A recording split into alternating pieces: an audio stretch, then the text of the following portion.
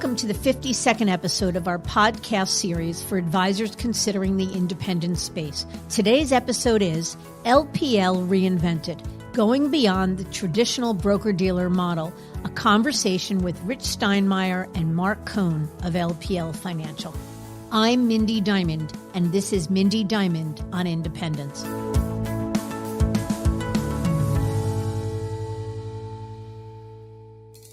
This podcast is available on our website, diamond-consultants.com, and on advisorhub.com, as well as Apple Podcasts and other podcast resources. If you're new to the series, I encourage you to visit diamond-consultants.com/independence101 for the top 5 episodes that will help you get up to speed on the basics of the independent space, plus links to other episodes you may have missed. And if you're listening to this series on the Apple Podcast app, be sure to leave a star rating and review, as it serves as a guide for us, as well as your colleagues in the wealth management industry who may be searching for valuable content to tune into. LPL Financial was formed in 1989 through the merger of 2 smaller brokerage firms, Linsco and Private Ledger. The new entity, one of the first independent broker-dealer models in the landscape, was designed as an alternative to Wall Street firms, where advisors could build their businesses with greater freedom and flexibility than what they were experiencing elsewhere. An interesting perspective, as some 30 years ago, LPL's vision to create an alternative to the status quo is exactly what we are witnessing currently. Entrepreneurial visionaries creating independent firms that offer legitimate options for the advisors tired of the bureaucracy that goes along with being a big brokerage firm employee. Now a publicly traded company with 3 decades under its belt, LPL is reportedly the largest independent broker-dealer in the country, with more than 16,000 financial advisors under its umbrella. But it wasn't an easy ride getting there. Over the years, the company suffered from negative press, stymied growth, and increasing competition in a much evolved landscape. Today, LPL is on a new path, taking on the task of reinventing itself under the leadership of current president and CEO Dan Arnold. One such example of this evolution came earlier this year when the firm made headlines with the purchase of Allen & Company in a deal that would make Allen's 30 advisors LPL employees under the Allen brand, and mean gaining custody of $3 billion in client assets from Wells Fargo Clearing Services. The deal marked the firm's foray into the employee segment of wealth management and was part of really ushering in a new era for LPL. In Mr. Arnold's words, LPL is on a mission to become the next generation of the independent model. So to get some inside baseball on this LPL 2.0, I've asked 2 of the firm's leaders responsible for guiding strategic growth to be my guests on the show. Rich Steinmeier, who joined the firm in June of 2018, comes backed by experience at UBS and serves as LPL's Managing Director and Divisional President of Business Development. And Marc Cohen, the former COO at Market Counsel, the industry's leading business and regulatory consulting firm, joined LPL at the end of 2018 and serves as the firm's Senior Vice President of Strategic Business Development. We'll hear their take on where the firm is heading, their new value proposition, their appetite for recruiting new advisors and teams, the role of M&A in their strategic plans, and much more. Let's jump right in.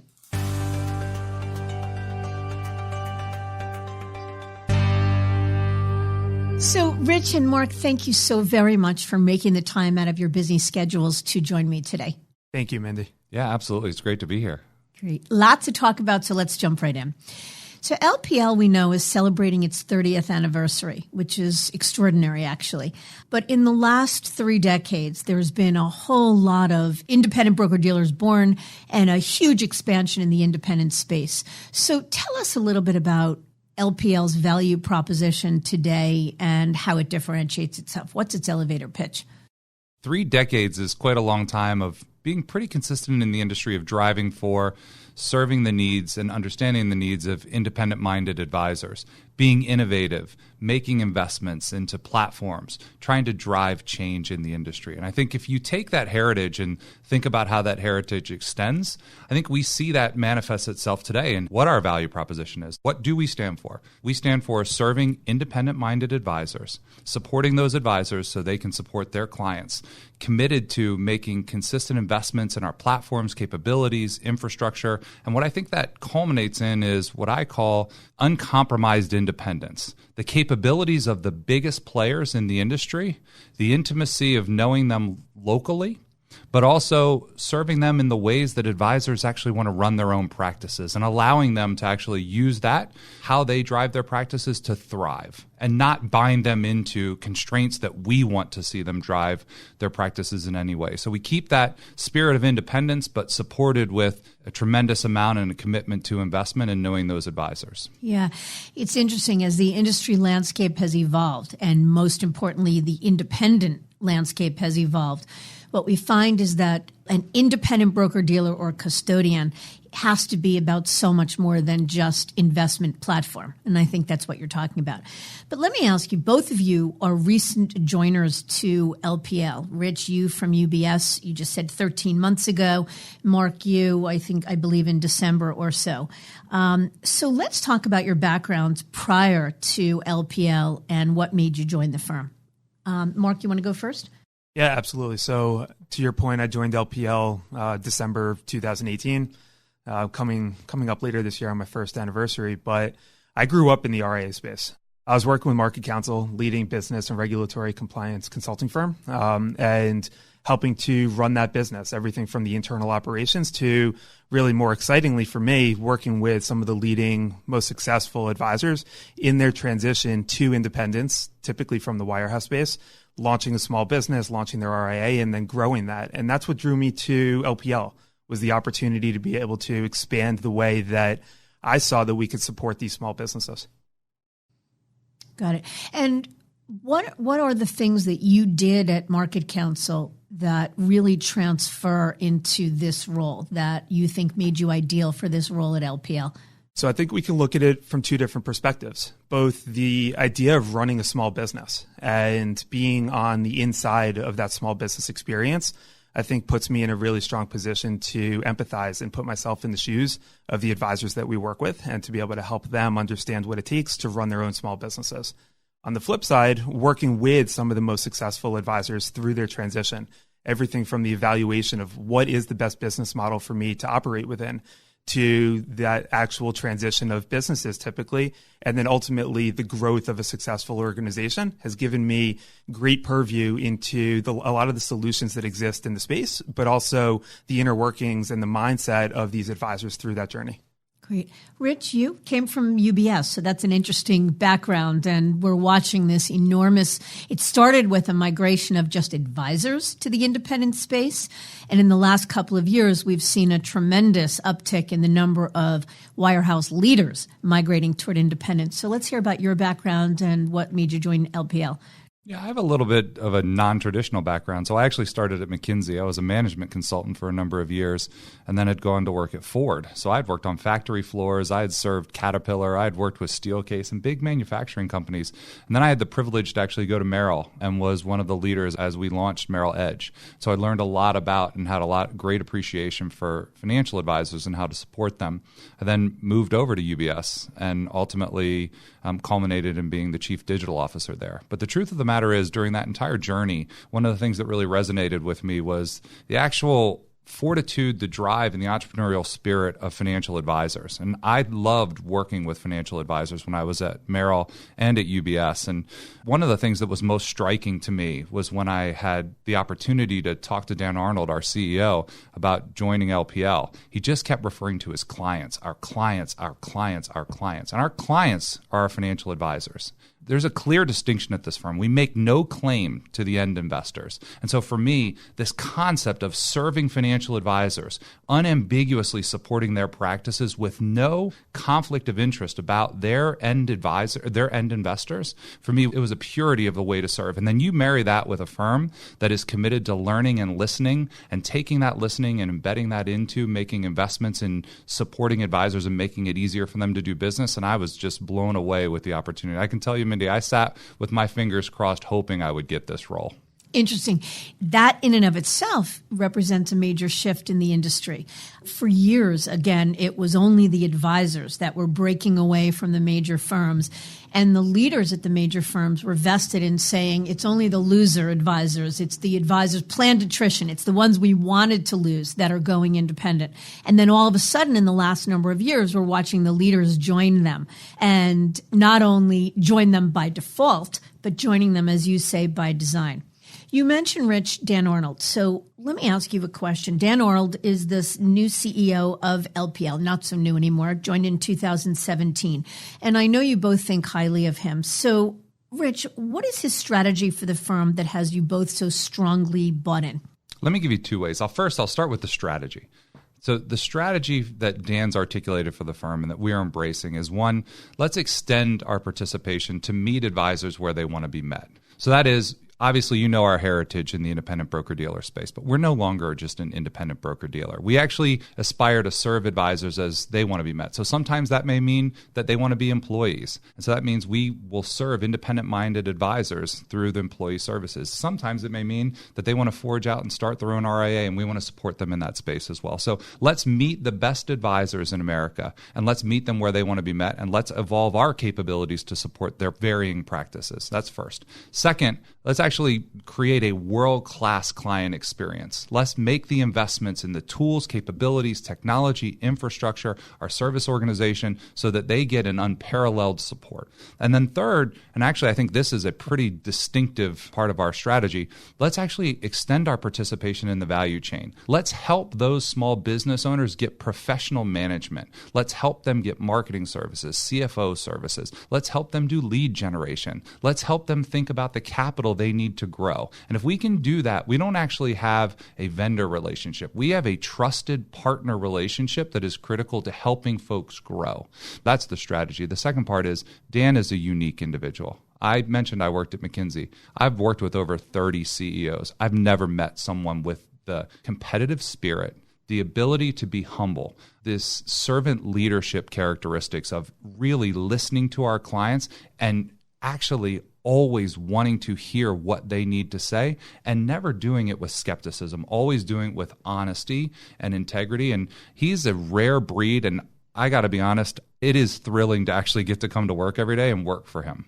If I could build on that, Mindy, I got to know Dan a little bit while at Market Counsel, working right alongside him and serving some of the advisors that are in the space. And sitting in meetings with Dan, he was just purely electric, seeing the way that his mind operated, from demonstrating a very clear, well-thought vision that was inspiring by itself, but then being able to operate at the lower detailed level and being able to really hone in and own a lot of the details to be able to get there and operationalize what that vision would be. To me, was purely inspiring. I read an article in, I believe it was Forbes, about a year and a half ago, that people change jobs for one of two reasons. Either they're running to an inspired leader or they're running away from a leader. And to me, Dan was that leader that I was running towards, because I really thought I would thrive in the opportunity to work alongside him and to be able to execute on that vision of integrating in various levels of service, whether it's custody, clearing, broker-dealer level support, serving as an RIA, technology services, or that practice level management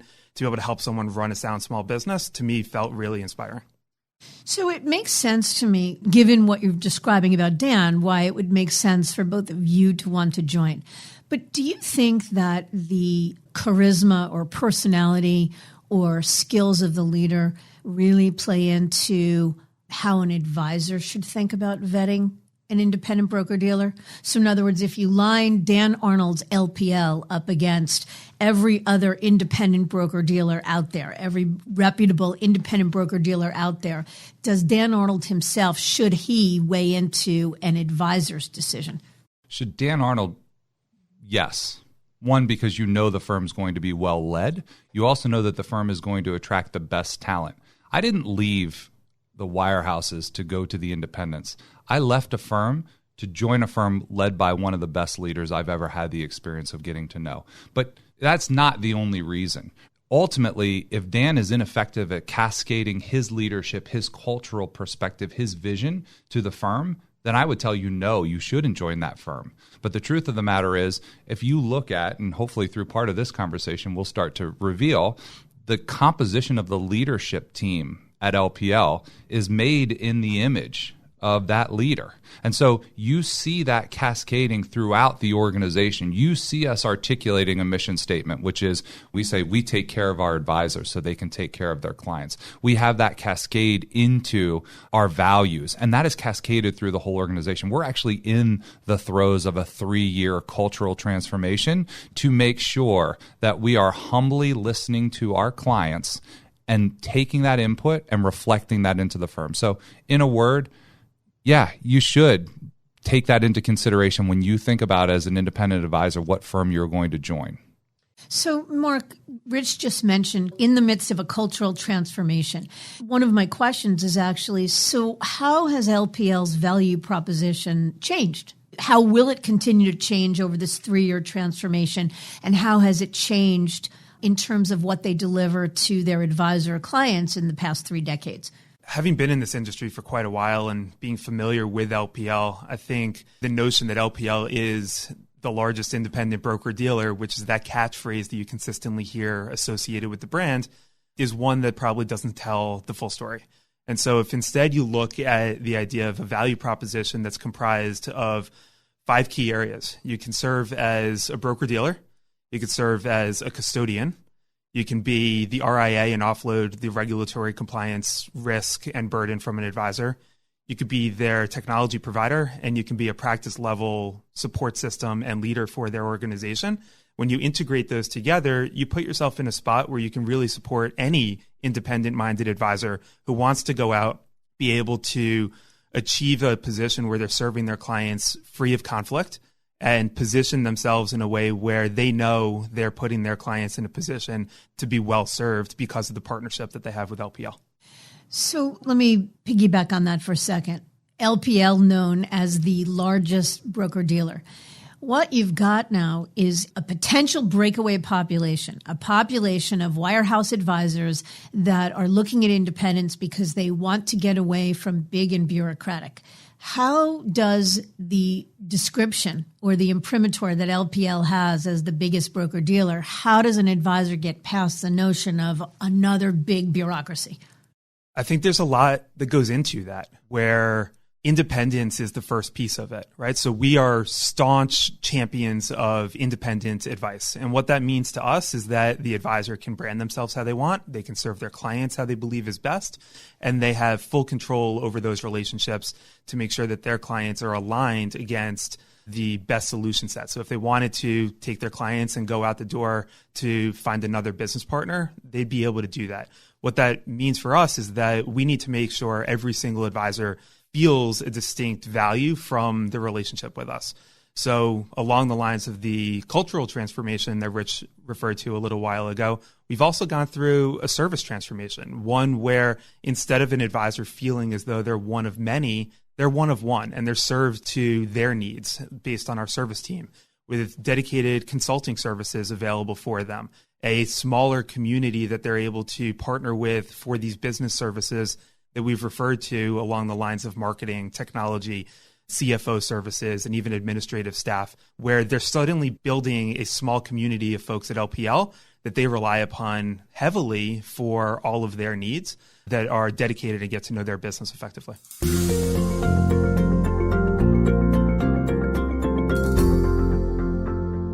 Rich, let me switch to you a second. Having served for a long time as the Chief Technology Officer at UBS, as Marc describes what the value proposition is and the reasons why working under a large independent broker-dealer matters, can you talk a little bit about technology? That technology is a huge driver for advisors as they look to go independent and have the ability to gain access to better in class, hopefully best in class technology, to customize what they need, to pay only for what they need, to not be as limited.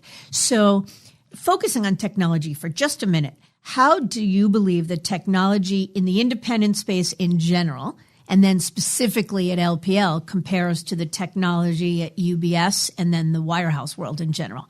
I think there's a perception in the independent space that there's a knockdown of what support you're going to get. And I think that's actually where the scale specifically at LPL matters. So the investment level, and we're public about it, we'll spend $150 million this year in enhancements to our technology.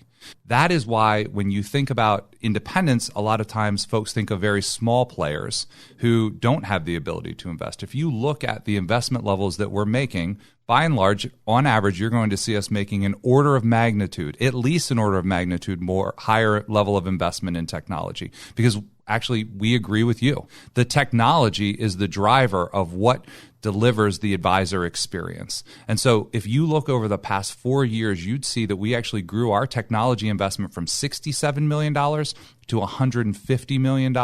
And the expectation of how you think about our value proposition and how we think we get to a virtuous cycle is if we actually are at scale, which we believe we are the scale player, and have the ability to invest at a higher clip, and we're actually efficient and effective with that investment, we'll actually deliver more capabilities to advisors that will drive more advisors to join us, which will then in turn allow us to invest higher levels in technology. And so you see that manifest itself in us spending $28 million just 7 months ago to buy Advisory World because our advisors had said, we need a better proposal generation solution. And so we bought it and integrated it. You see that with us having a roadmap that is consistently delivering new capabilities, new mobile app, new texting capability, new capability around a program we call Meeting Manager, e-signature capabilities that are unparalleled. We're making the investments because we recognize that in the end, the advisors need to be supported through technology.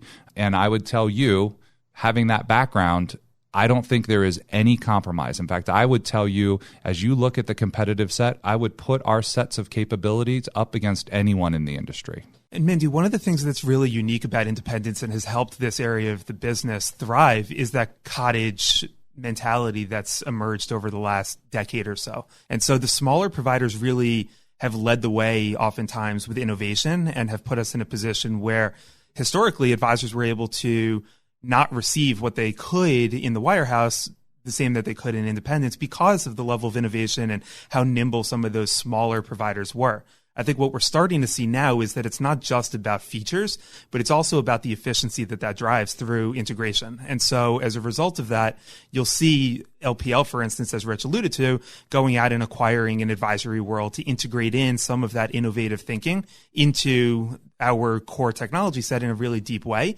But at the same time, leaving us in a position where, for the first time probably ever, LPL is suddenly tearing down a lot of the walls around its technology and building bridges to some of those same leading, innovative, smaller tools for the advisors that need it. They can come to LPL and receive the best tools that we can offer to them and best of class. But if they've got unique needs that can only be served elsewhere, we've got the integrations, provide them the efficiency they need while leveraging those capabilities. Well, and that's actually, so the next point is, it sounds like what you're saying is that the playing field has been leveled from a technological perspective, actually probably all across the board, but we're talking technology from a technology perspective, vis-a-vis the wirehouse or traditional brokerage world. But how about technological capabilities or access versus being an RIA? And I'll tell you what I mean specifically. An RIA becomes an RIA because he or she doesn't want any limitations. He or she doesn't want to be limited or told to use any form of technology. He or she wants to be able to pull from best in class across the street of whatever tech providers they want to and build the bespoke solution set that works for them. But if you are an LPL advisor under an LPL umbrella, to what extent are you limited to the technology that LPL makes available to you? So I believe the advisor that is able to successfully go out and build their entire tech stack from scratch by choosing the providers in each of the key areas that they want to, integrate those into a seamless experience that drives efficiency for their staff, is a rare breed. And so I find that they need to rely upon other consultants and business partners that are able to demonstrate what that integration can provide to them and deliver upon it. And that's where I believe LPL is able to lead the way. We have proprietary technology that I would stack up against many of the solutions that are in the space and say that we're right up there as best of class. And I think that for some advisors, that's going to be a great tool. For others, we've got this concept. So ClientWorks is our core technology tool. We've got this concept of ClientWorks Connected. And if they wanted to go and choose to leverage a third-party CRM or reporting tool or financial planning tool, as opposed to what we have natively built into ClientWorks, they're encouraged to do so. And it's incumbent upon us to make sure that we can build the integrations and make sure that they're still gaining the efficiencies, because that's how we view our partnership. We want to make sure that, to Rich's point about our mission statement, we're enabling the advisor to be successful. And so we're taking on a lot of that responsibility while still giving them the appropriate choice where they think that they need to make those choices. So I agree that it is the rare breed of advisor that wants to and has the capabilities to go out and select and create and build from scratch the entire, not only tech stack, but everything else that they need to build a firm. And whether that be, even if they had the capability, it's about, do we have the time, capacity, and desire? And that is why models like Dynasty and every other service provider has been thriving. So is what you're saying that LPL, more than being independent broker-dealer, is becoming one of those options as far as partner or platform firm to help an advisor do the things that they may not want to do as they build an independent firm? Yeah, that's what I think I was alluding to a little bit earlier in the discussion. We heard from our advisors that they wanted to have these best-in-breed technology solutions, and we didn't resist it. We actually embraced it and said, yeah, we need to expand our ability to have an ecosystem that includes discrete plugins, but we also recognize that integration is terribly important. And so just allowing you to use those capability sets would be one thing. And so that's that concept of integrating in discrete technologies, cultivated choice for technologies that are deeply integrated into our core ecosystem. But more broadly, what you hear us saying is, yes, we are trying to meet the best advisors and their practices where they want to be met. And when they say they need particular technologies and capabilities that we don't have, it means that we need to acquire them or get integrations with them, because we think we need to be able to do that to serve the broader market. Mindy, as you hear us talking about this practice level support, to me, what's most important is that the advisor is still the captain of their ship. They're still the CEO and the visionary of the business that they're building. They still own that business and still control the business. But what we see is an opportunity for us to be able to effectively serve as their management committee and be there in a role where we can support them in executing upon that vision in a really unique way, while leaving them in an independent place to execute or to design what that vision is. So how should an advisor think about the hybrid RIA route versus joining an LPL? And here's what I mean by that. For clarity for our listening audience, what we're talking about is the choice of using a custodian as the core of the business, Pershing, Fidelity, Schwab, TD, etc., and using a friendly broker-dealer, as we call it, for the ancillary brokerage business, or the choice of joining an independent broker-dealer and being a hybrid RIA through that independent broker-dealer. So for one, can you define the difference, because it's confusing and not everybody understands it? And then maybe talk a little bit about how someone should think about deciding which is best for them. To me, a lot of it comes down to the complexity of the advisor's business. So you have one model where an advisor is assuming full regulatory compliance responsibility and the risk that goes along with that, and is integrating with, as you mentioned, a custodian or a friendly broker-dealer where necessary, but owns their own individually regulated entity. You have another model where an advisor is plugging in, many in the industry might call it a shared ADV model, for example, where they're plugging into another larger RIA for the purposes of sharing the risk and outsourcing the compliance management responsibility. And I think those are the primary distinctions. What's unique about LPL is that we can serve an advisor in either of those capacities. Someone can choose to outsource their risk to us and be able to plug into our shared ADV or corporate RIA model and be able to operate fully independently, but have us be able to assume the compliance responsibility of all the supervision and the regulatory interactions, or they can do that themselves, and we'd provide them some tools to do so. What's unique about LPL is that in that model, when you have the custodian and the friendly broker-dealer, with LPL, it's one. And I don't know of another solution available to advisors in the independent space that delivers the same level of integration as LPL can offer to that hybrid RIA that we can. And I'll use two examples. The first is the idea of client statements. That's the deepest level of integration that I can think of, is how far does it go down the path to end client's experience. With an LPL advisor, the client statements that their investors would receive are a single statement combining both the advisory and the brokerage accounts onto a single deliverable, instead of them receiving multiple deliverables in their mailbox. Same type of thing from the advisor's experience. They log into one system, one portal, one single location to be able to open and trade and manage both their brokerage and their advisory accounts in a really seamless way to drive that efficiency. So are you saying that there are no other independent broker-dealers that offer a similar sort of panoply of choice, meaning that you can associate with us, whatever independent broker-dealer, fill in the blank, and either choose to have your own ADV or a shared or corporate ADV? I think there are other players in the space who can offer that same choice of shared ADV and corporate ADV versus having your own. What I don't believe exists is someone who would allow them to have the same depth of integration that I just demonstrated, along with that choice. Got it. Okay. So let's shift a bit, Rich, and maybe you can talk about this, to the advisors under the LPL umbrella. Tell us a little bit about the typical advisors at LPL. In other words, who's the right fit for the firm? Where did they come from? What does their business mix look like? What are they looking to solve for?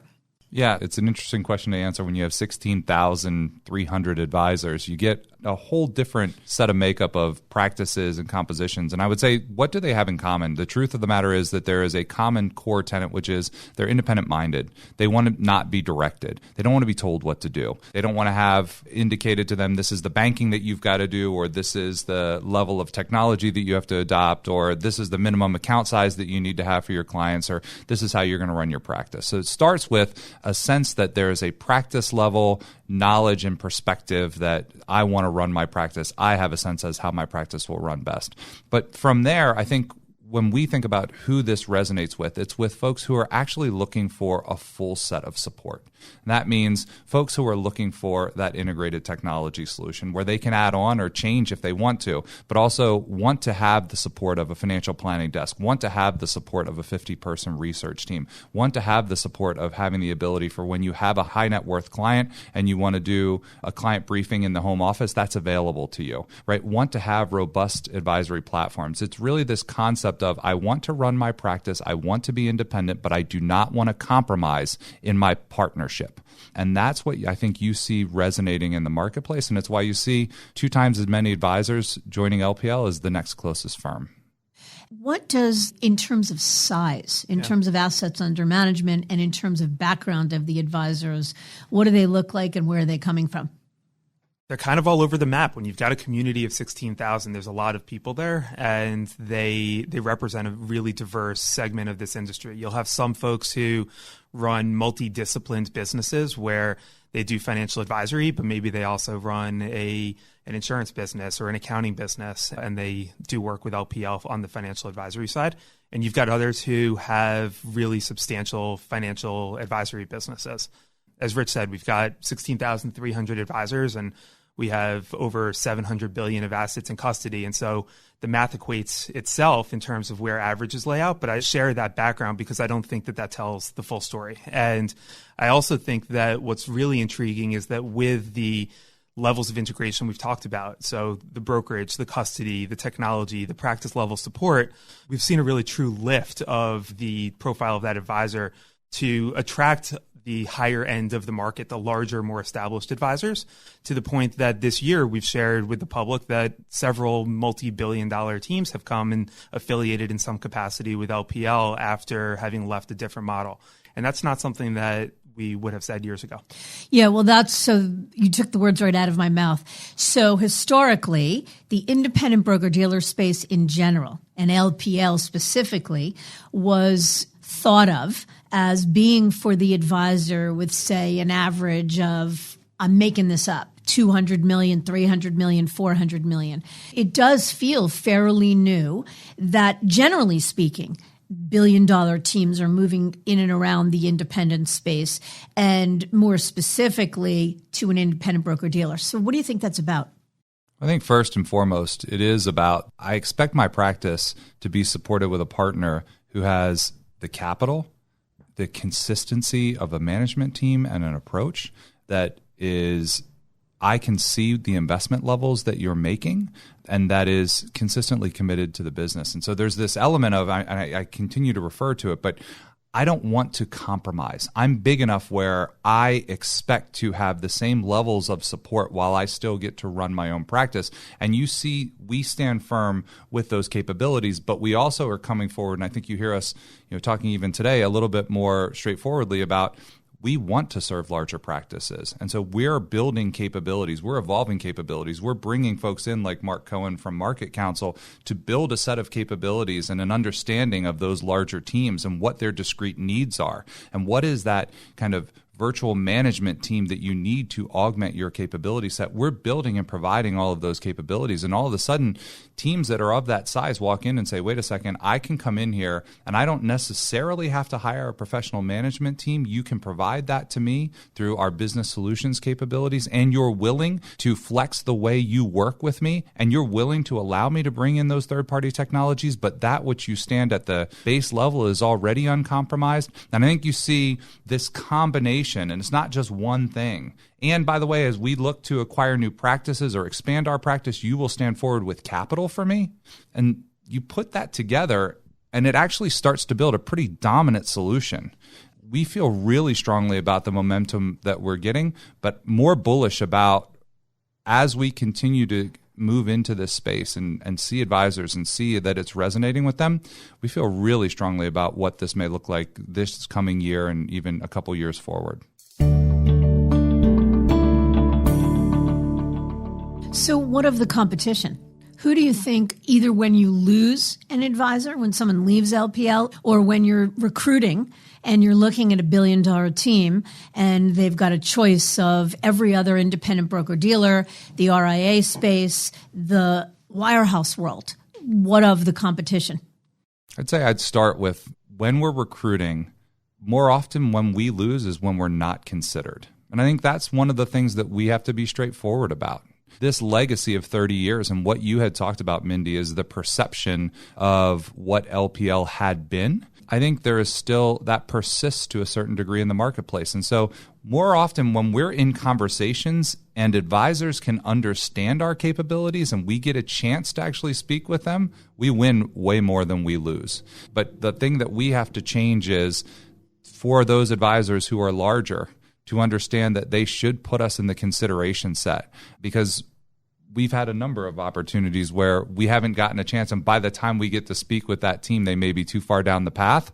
And that's the heavy lifting that we need to do, is reveal that we do serve those folks and we serve them with distinction. In terms of existing advisors and when they leave, that's more of a dog's breakfast. They leave for various reasons. You may have folks who can't find the next generation succession plan and so may leave to do that. Some, increasingly, and one of the things we've announced recently is we see independent advisors, 20% of independent advisors in the last year left to go back into the employee channel. So we recognize that some of the burdens may be too heavy. And so we're attacking that through, business solutions to help them, but also for us, really evaluating building and standing up an independent-minded employee channel. Right. But how about the advisors, either that leave you or that in your recruiting are choosing to go the RIAA hybrid route versus the independent broker-dealer route? And we've talked about the single biggest objection to choosing an independent broker-dealer, even one as scaled and as capable and as robust with as wonderful leadership as LPL.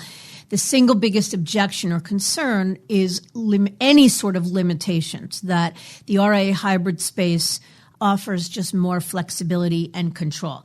And I'd like you to address that. Where I'm going with that is how limitations ultimately impact overall enterprise value, which is the biggest reason people want freedom and control in the first place. So, Mindy, a lot of this comes back to just FINRA rules, right? So there's FINRA rules that specifically dictate what the responsibility is of a broker-dealer on the outside business activity of their representatives, including in the hybrid RIA type space, specifically actually to the hybrid RIA space.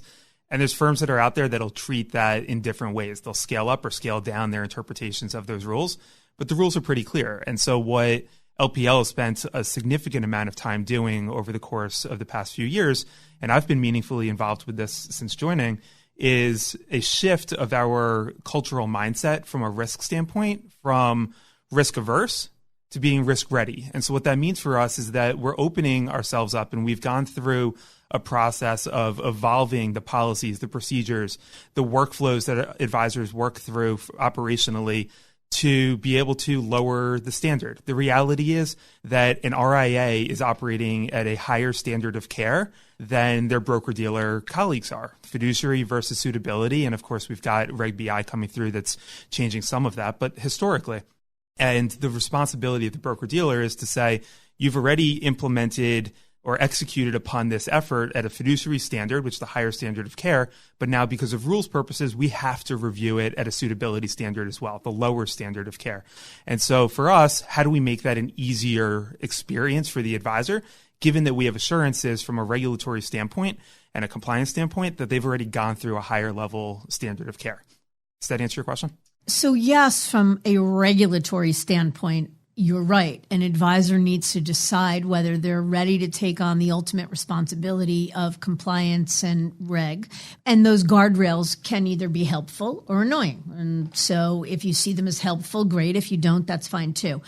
But what about beyond regulatory? What about the guardrails of a prescribed technology stack or a prescribed set of investment solutions or a prescribed compliance department that has to weigh in on how you can write a book or speak to the media or whatever it may be? What of those limitations? I think that's a very real concern for advisors, given where this industry has come from, but where we've evolved to, and certainly where we're heading. That's no longer what we experience, at least at LPL, in terms of the restrictions around the technology they use or how they operate their business, as we've been talking about here. They have the choice of leveraging third-party technology if they deem it necessary. If for some reason they don't believe that the core technology we've already built meets their needs, which, as Rich and I both said, we think that it is best in class and does everything that they need to, but sometimes advisors have a unique perspective upon that, and we want to offer them the freedom of choice to be able to run their business how they see fit. Yeah, and I think as this cottage industry, to quote you, Marc, has evolved, there is no shortage of compliance consultants like your ex-firm Market Counsel, tech consultants, transition consultants, business consultants, whatever it may be, third-party service providers that can come in and sort of do the heavy lift so that if an advisor is annoyed by any of those limitations, there's ways to outsource it. But let's pivot for a second. From where I sit, a natural question that advisors ask is, so, okay, there's limitations, big deal. Well, the big deal, the RIA industry thought leaders would say the big deal is that if you're building a firm for maximum enterprise value, you're building a firm with the end in mind, with the intent of either passing it on to the next gen for max value or perhaps selling it, whether it be taking on an investor from the outside or selling it overall at the end of the day, that any and all limitations limit or suppress the value of the business. So from the perspective that we agree that there are certain guardrails or limitations that are inherent in an independent broker-dealer model like LPL, how do you respond to an advisor, especially a billion-dollar business that's saying, I'm looking to maximize enterprise value and I'm worried about the suppression of enterprise value?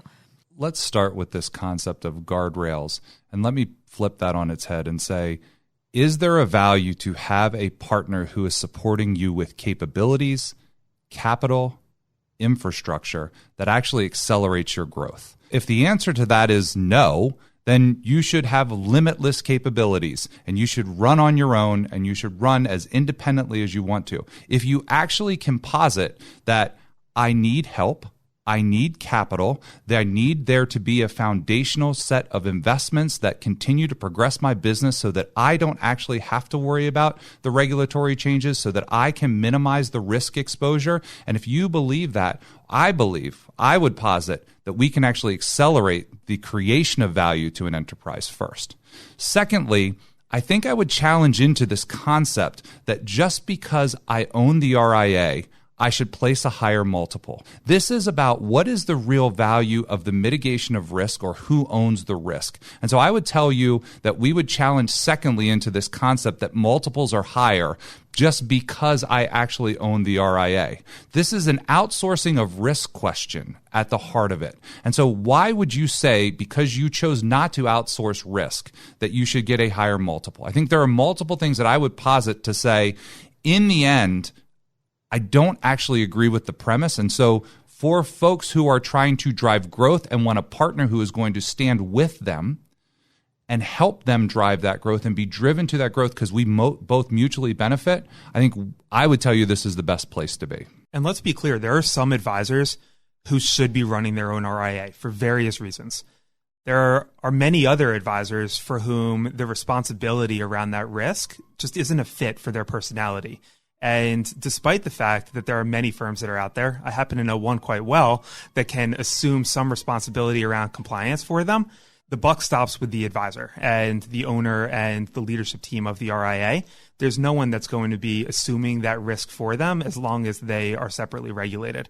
And so for many individuals, that's a major decision-making process. We have a lot of folks today who are currently running their own RIA, who I've spoken with recently, call us up and say, you know what, the SEC was in our office recently. I just can't do that again.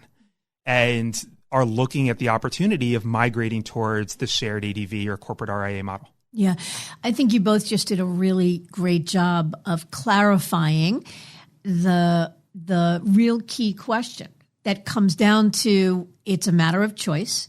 It's a matter of how comfortable one is owning the risk. That's really what it comes down to. And it's not that there's a right or wrong.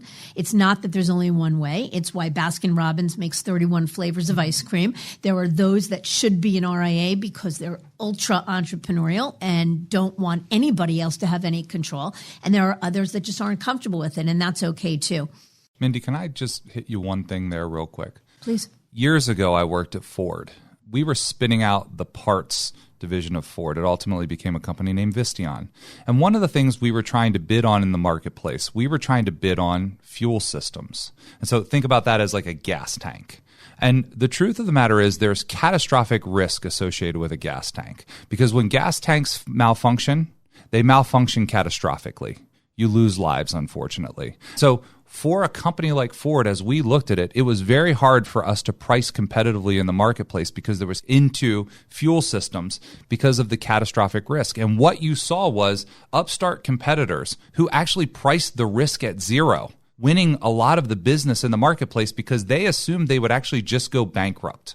And there's the difference, right? Who is it that ultimately stands behind the risk? And in these scenarios, you don't actually have to assume the risk. And when there's this catastrophic risk, it stands with a firm who generates $500 million in free cash flow a year, who actually is a very sound firm, capital-wise and operationally wise. So I don't know that it resonates exactly, but it's one of the things I think about. I think it's a fair example.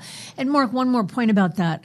Given your market counsel background, what is the comparison between LPL owning the risk, a firm that generates $500 million in free cash flow a year, versus an RIA that has E&O insurance and the insurance from the custodian or the backstop of the custodian?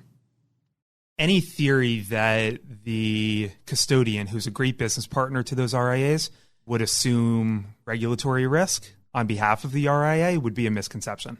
There's an intentional arm's length relationship between those two entities, the RIA and the custodian. And we know that because, quite frankly, there are many RIAs that we work with and we are the custodian, and there's an arm's length relationship there as well, where the RIA is assuming that responsibility.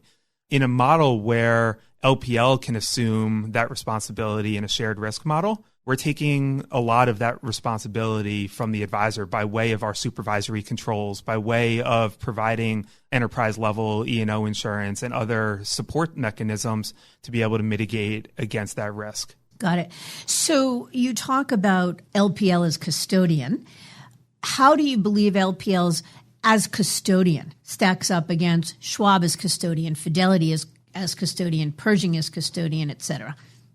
I think the evolution of this marketplace has left us in a position where the core idea of custody is just a commodity. And what you can get from one provider versus the other is awfully similar. The pricing has compressed to the point that there's really not material differences in what the cost infrastructure is there, but it's what are the intangibles you can receive from those relationships? Because to the point that you made a little while ago, for a very long time now, the custodian in the RIA space has effectively served as the epicenter of the RIA's business and has been the biggest and most influential partner that the RIA has. And so from our standpoint, where we try to differentiate ourselves is that integration we've talked about. It's leaning forward with really aggressive and innovative technology solutions. It's assuming some of the business level support. We'll run billing, for instance, for all of our advisors that we work with. And I don't know of another firm that would do something along those lines at that level within a practice. We'll provide them with some of these management type capabilities. We'll be their technology help desk if they need it for their office. And from our standpoint, it's how do we provide that value around the custody solutions that has become commoditized where we can differentiate ourselves. And what of the fact that Schwab and Fidelity and Pershing custody is all they do for the most part on that side of the house, and the fact that they are much bigger than you on just the custody side. So if an advisor is choosing to use LPL as custodian as opposed to broker-dealer, how should they think about that? I think a lot of times that's a little bit of what I was alluding to before, which is the choice of LPL more often has to do with who do you want to be your business partner. The expectations for us is that it won't begin and end as a custodian. And that means that we want to extend into how we're supporting you through technology, want to extend into how can we help you grow your practice with the deployment of capital for growth loans, transition loans, acquisition capital. How can we help you scour out and identify targets for acquisition? How can we help you through providing professional management to help you drive new client generation through our marketing services? How can we provide that stack of local office technology through our technology solutions? And so I think the decision usually actually, as you look at the evaluation criteria, I think a lot of times it's a different evaluation criteria, which is there's a partner who is looking to participate with you across a broader width of the value chain. So I think many times it's a different decision criteria. And what of the publicly traded company status? So obviously Schwab falls into the same category as you, but there are advisors that prefer Fidelity, for example, because it's privately held. So this is one of the things I would probably pound the table about. I think you want to be with a partner that is publicly traded. And I tell you specifically why. I think you actually want to know about stability. I think advisors don't want to see change of control every 4 years. I don't think that they necessarily want to see that there's a capital structure that you know has a limited time horizon for how you're going to run the business. We don't actually run the business for a liquidation event that is sometime in the future. We don't run the business to dress it up for it to be sold. We run the business to get the best results for our advisors, our shareholders, and our employees. And in so, part of that is actually that transparency. And so you actually can see our debt load. You can see that it's light. You can see that capital, the free cash flow that is generated. It's available to you. You can see that we buy back $400 million in shares a year, trending towards $500 million. And that in an environment where you see an economic downturn that we may be staring into, you know that we have the capital strength to actually not buy back those shares and continue to invest in the business. There will be a sustained investment made at this firm. And the reason that I can confidently share that with you is not just because I'm on the management committee, but because we reveal that to our shareholders quarterly. And we do that annually through a strategy review as well. And we have an investor day. Having all of that transparency for me to tell you that we spend $150 million, that's not something you have to trust on faith. We actually deliver that publicly. So there is a transparency to what you're going to get. There is a stability to the leadership, and there is a long-term investment parameter that you get with a publicly traded firm. I'm not talking about relative to Fidelity. That's a really well-run firm. I'm talking about to some of the other firms that may be smaller in nature who are consistently participating with private equity. It's just a stark contrast in the ownership structure and the implications of that ownership structure.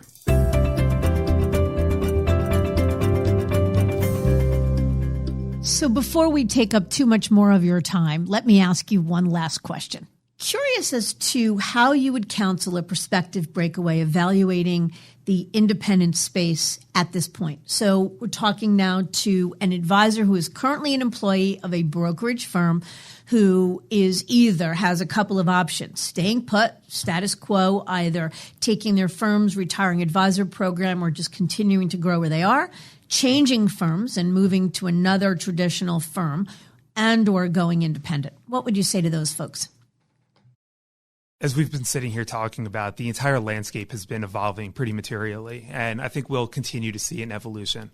There are several consideration sets that an advisor needs to think of while they sit in that chair. The first are, what are some of the tax implications? So if I take the retirement package, what exactly does that mean for myself and my family? And how does that end up leading to lifestyle and other responsibilities that I might have to the firm as well as to myself?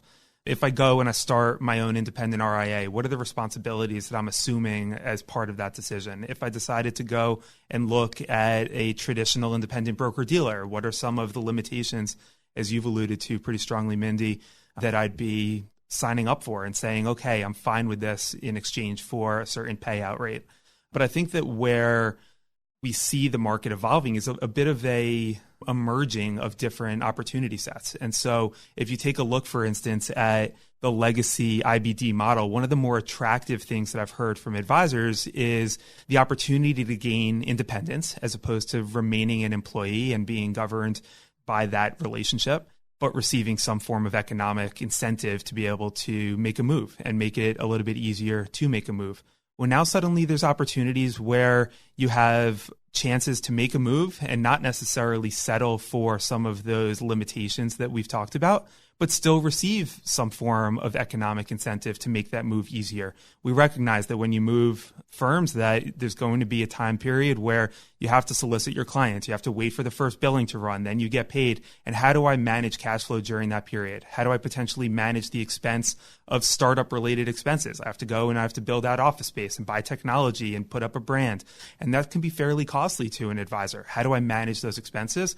And now suddenly there are firms like LPL that can be a partner that helps with all of those decisions and the infrastructure to be able to do so, but also be able to support from a capital standpoint in ways that we haven't seen before, so that advisors can make that move without coming out of pocket necessarily and be able to still maintain themselves in a position where they're earning the larger amounts on an ongoing basis. They're receiving the benefits of capital gains treatment on their monetization event down the road upon that retirement decision.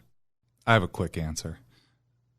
The independent space represents only 30% of advisors, but 50% of advisors who moved in the last year went to the independent channel. And I will tell you something else.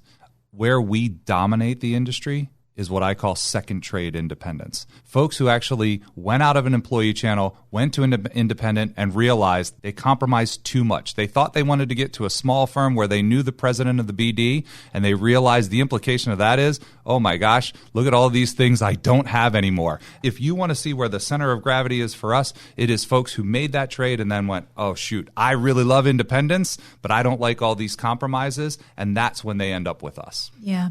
The real truth of the matter is that who wouldn't want, generally speaking, more freedom, flexibility, and control, the hallmarks of being independent?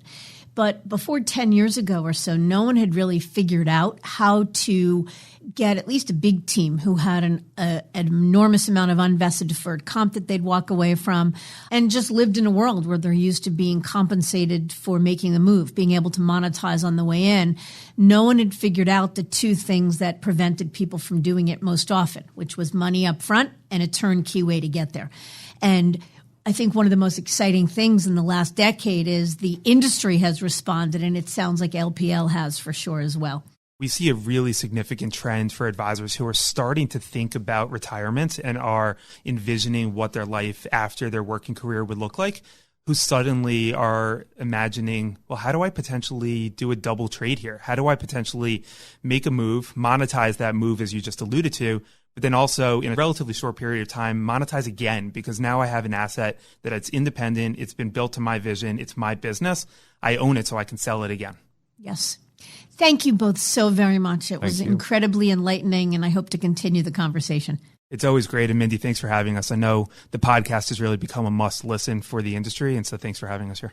Absolutely. Thank you so much. It's great to see you again. Pleasure.